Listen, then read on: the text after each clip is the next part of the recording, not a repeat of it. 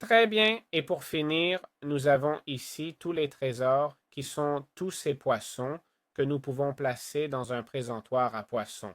D'accord? Qui se fabrique très simplement avec des pépites d'or et des planches. Et nous avons 10 poissons différents. Commençons par le mérou Goliath, qui est légendaire et se trouve dans les océans normaux et froids.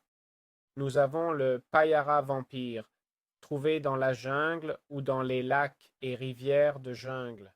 Le snook doré, qu'on trouve dans le désert, la savane et les badlands, ou dans les lacs des badlands et les rivières. Le poisson tigre sabre, trouvé dans le désert, la savane et les lacs des badlands et rivières. On trouve dans la jungle, les lacs et rivières, l'arapaima. Nous avons le cyclope magi-magi, trouvé dans les qu'on trouve dans les océans normaux. Lowerfish flamboyant. Le crystalline snakehead, tête de serpent cristalline qu'on trouve dans les rivières. Et celui-ci, le Demon Gar, trouvé dans les rivières, d'accord?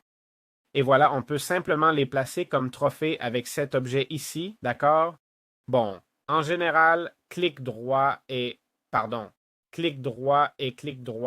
c'est fait.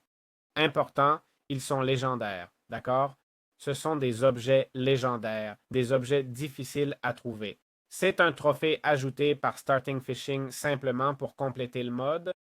Et franchement, ce mode est très, très soigné. Vraiment, hein? Je trouve que c'est un excellent mode. Évidemment, je suis sûr qu'on peut l'améliorer davantage, mais je pense que les petites choses qu'il ajoute sont très raffinées et c'est un mode qui mérite d'être bien examiné, non?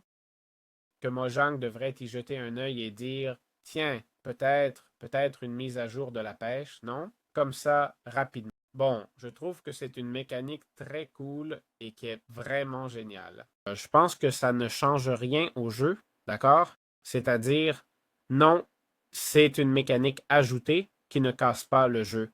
Ou du moins, c'est l'impression que j'ai eue, car au final, tu dois jouer activement. En fait, ça casse les fermes de pêche, d'accord?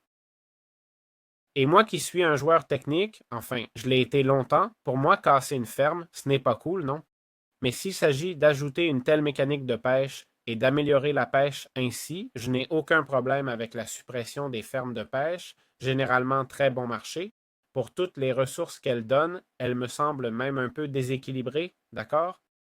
Donc voilà, c'est tout. J'espère que vous avez aimé ce guide du mode.